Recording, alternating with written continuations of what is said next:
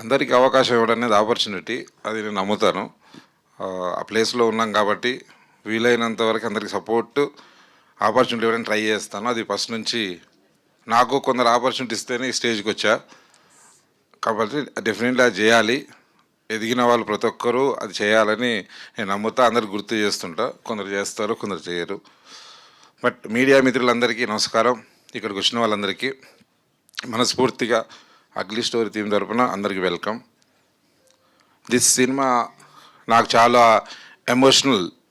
Means Swaroop is very close to me. అంటే చాలా 14 years నుంచి నాతో పాటు ట్రావెల్ అవుతున్నాడు. నాకు శిష్యుడు అనను, ఫ్రెండ్ అనలేదు కాబట్టి నాతో పాటు ట్రావెల్ అవుతున్నా. అంటే ఒక సినిమాలో ఒక డైరెక్టర్గా, రైటర్గా, ప్రొడ్యూసర్గా ఎన్నో చిన్నవి చేశాడు. తను చిన్న షార్ట్ ఫిలిమ్స్ చేశాడు. ఏదైనా కావాలని చాలా సంవత్సరాల నుంచి ప్రయత్నం చేస్తున్నాడు.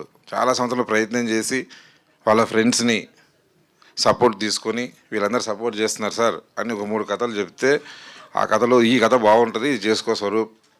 అప్పటి నుంచి నేను నా చేతనైన సపోర్ట్, కంఫర్టబుల్ సపోర్టే చేస్తున్నా. పెద్ద రిస్క్ సపోర్ట్ ఏం చేయలేదు.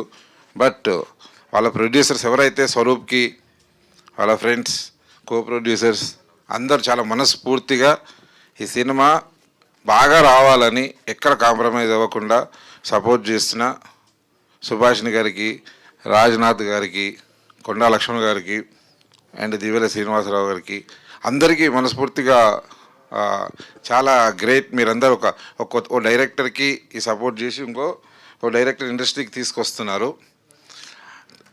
వాళ్ళు అందించిన సపోర్ట్తో స్వరూప్ ఏ స్టోరీ అయితే ఎన్నుకున్నాడో దాన్ని, అంటే నేను చెప్పాను ఇంతకుముందు కూడా, చాలా కథలు అందరు కథలు చెప్తారు.